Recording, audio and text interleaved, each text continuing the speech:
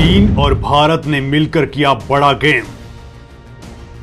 Ukraine war के दौरान मोदी का दिखा भौकाल। भौचक्का रह गए अमेरिका और यूरोपीय देश। आखिर यूक्रेन के सपोर्ट में क्यों नहीं उतरा भारत? दोस्तों, रूस और यूक्रेन के बीच भयानक युद्ध जारी है। अब तक रूसी सेना यूक्रेन में भारी तबाही मचा चुकी है और अब वो तेजी से राजधानी कीव पर कब्जा करने वाली है। कीव में धमाके ही धमाके सुने जा रहे हैं, तो वहीं इस जंग में दुनिया दो खेमों में बंट गई है। दोस्तों, अमेरिका, ब्रिटेन और यूरोपीय देश यूक्रेन के साथ खड़े हैं, तो चीन और पाकिस्तान, उत्तर कोरिया रूस का सपोर्ट कर रहे हैं। लेकिन दोस्तों, इस बीच मोदी ने कुछ ऐसा कार्ड खेला है कि अमेरिका तो क्या, खुद पुतिन भी हैरान रह गए हैं। क्योंकि चीन नेपथ्य में है और भारत ने गेम कर दिया है, वो भी तब जब दुनिया के तमाम देश रूस पर कड़े से कड़े प्रतिबंध लगा रहे हैं। रूस के हमले के बाद पश्चिमी देश एक ही सुर में पुतिन की आलोचना कर रहे हैं। अमेरिकी राष्ट्रपति जो बाइडेन ने रूस पर कड़े प्रतिबंध लगाने की घोषणा कर दी है, तो वहीं दूसरी ओर यूरोपीय यूनियन के नेता भी 6 घंटे की तगड़ी मीटिंग के बाद रूस पर और ज्यादा कड़े आर्थिक प्रतिबंध लगाने पर सहमत हो गए हैं। तो चीन ने रूस पर लगे सभी गेहूं आयात प्रतिबंधों को हटाने का फैसला कर लिया है। तो इस बीच दोस्तों, यूएन में एक तगड़ा मामला देखने को मिला है। भारत ने इस बार वो किया है जिसका करोड़ों भारतीयों को भी इंतजार था। भारत ने अमेरिका के मुंह पर कड़ा तमाचा मारते हुए एक बार फिर से रूस का सपोर्ट दे डाला है। मोदी की सुपर एंट्री से अब यहां माहौल बिल्कुल बदल सा गया है। तो आखिर यूक्रेन की गुहार के बावजूद भी मोदी ने क्यों रूस का ही साथ दे दिया है? क्यों यूक्रेन पर मोदी ने भरोसा नहीं दिखाया है? क्यों अमेरिका और यूरोप के बीच भारत ने समझदारी का खेल खेल डाला है? दोस्तों, आपको मोदी के खेल से मैं रूबरू करवाऊंगा, लेकिन उससे पहले चीन वाले कदम से आपको रूबरू करवाता हूं, क्योंकि वो भी बेहद खास है, उसकी टाइमिंग बड़ी खास है। दोस्तों, चीन के जनरल एडमिनिस्ट्रेशन ऑफ कस्टम ने यूक्रेन पर रूसी हमले के तुरंत बाद ही एक बड़ी घोषणा की है, और घोषणा यह है कि उसने रूस के गेहूं से बैन हटा दिया है। रूस दुनिया के सबसे बड़े गेहूं उत्पादक देशों में से एक है, लेकिन रूस चीन को बैक्टीरिया और कंटेमिनेशन के डर से चलते निर्यात ही नहीं करता था। चीन ने यह कदम उस फैसले के तहत उठाया है जो इसी महीने की शुरुआत में पुतिन और जिनपिंग के बीच हुआ था।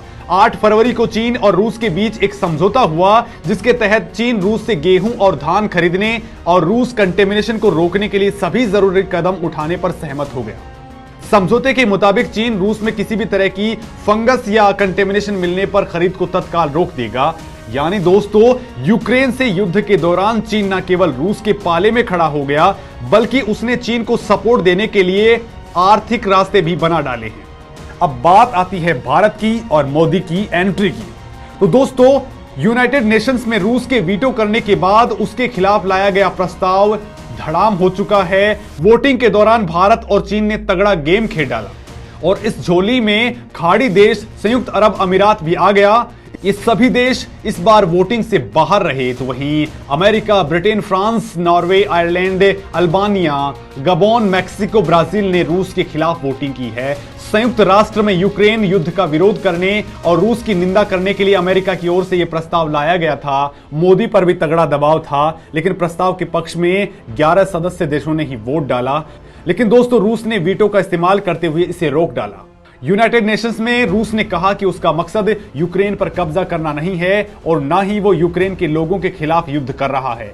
उसके निशाने पर यूक्रेन के लोग भी नहीं हैं, लेकिन रूस ने यह लड़ाई डोनबास क्षेत्र के लोगों को बचाने के लिए की है। जबकि यूएनएससी में अमेरिका ने रूस की हरकत को बुनियादी सिद्धांतों के खिलाफ हमला करार दिया है।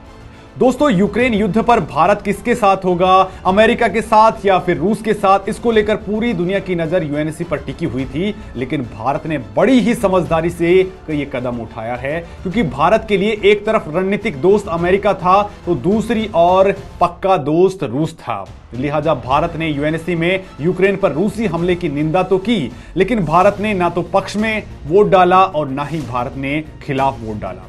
दोस्तों, वैसे भी अगर भारत और चीन वोट करते तो भी कोई बड़ा फर्क तो नहीं पड़ता, क्योंकि रूस के पास खुद ही वीटो करने का अधिकार है।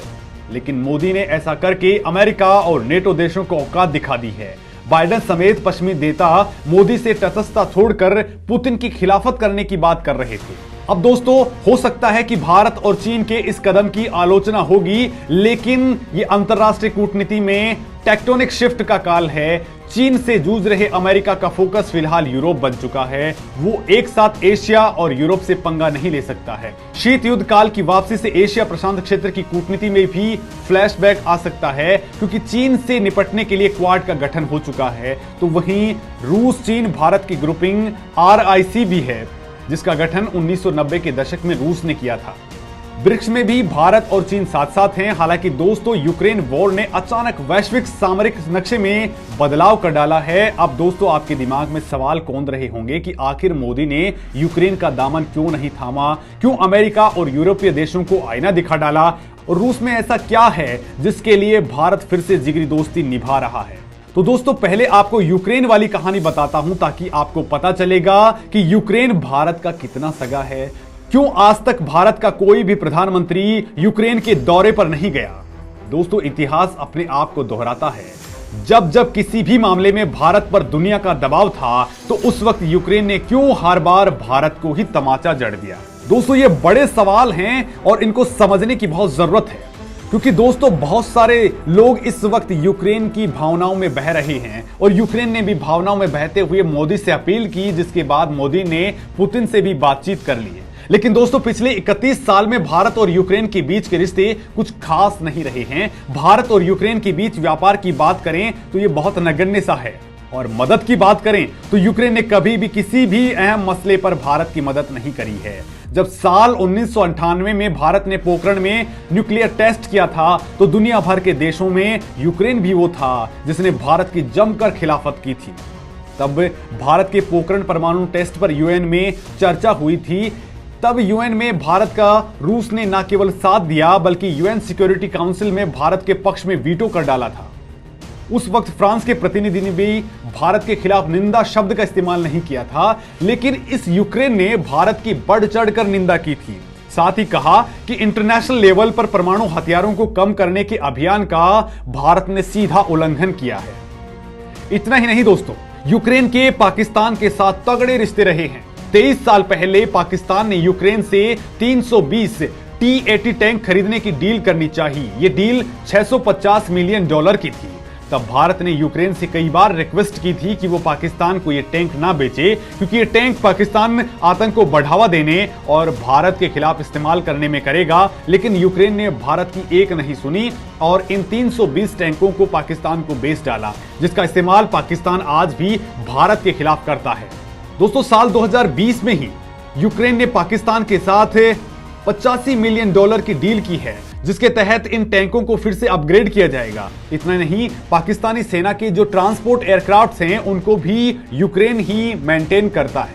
इतना नहीं, यूएन में कश्मीर के मसले पर भी यूक्रेन ने भारत की तगड़ी खिलाफत की थी। और अब बात करते हैं भारत और रूस के रिश्तों की। तो दोस्तों, दोनों ही देशों के बीच में जिगरी दोस्ती रही है। कई अहम मसलों पर भारत का रूस ने तगड़ा समर्थन दिया है। यहां तक कि दोस्तों, 1971 के युद्ध में रूस अकेला ऐसा देश था जो भारत के साथ कूद आया था। तो वहीं बहुत सारे युद्धों में उसने सीधा सीधा भारत का ही साथ दिया है। लिहाजा भारत के लिए रूस काफी अहम साथी है। यूएन सिक्योरिटी काउंसिल में रूस स्थायी सदस्य है। रूस ने कश्मीर के मसले पर अनुच्छेद 370 हटाने पर भारत का समर्थन किया था। इतना ही नहीं, सबसे अहम बात यह है कि भारत के तकरीबन 70% हथियार रूस से निर्मित हैं। लिहाजा इसके स्पेयर पार्ट्स के लिए हम रूस पर डिपेंडेंट रहते हैं। लिहाजा रूस की आलोचना करना या उसके खिलाफ जाना भारत के लिए काफी भारी भी पड़ सकता है, और निसंदेह है भारत ने ऐसा नहीं करना चाहेगा। भारत और रूस के बीच $10 अरब का कारोबार होता है, जो अमेरिका से कहीं कम है, लेकिन रक्षा जरूरतों के लिए रूसी मदद हमेशा से मिलती रही है। फिर वो चाहे ब्रह्मोस की बात हो, S-400 anti missile defence system की बात हो, T-90 टैंक्स की बात हो, या फाइटर जेट्स की या परमाणु पनडुब्बियों की। देश की तीनों सेनाओं को यहां से अहम मदद मिलती रही है, और अब भारत को आत्मनिर्भर बनाने में भी रूस मदद कर रहा है। यहां तक कि दोस्तों, रूस ने इसरो के अभियानों में भी तगड़ी मदद दी है।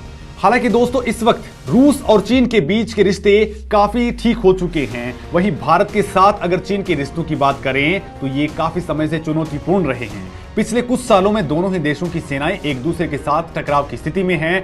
रूस यूक्रेन मसले पर भी चीन ने रूस का एक तरह से सपोर्ट किया है।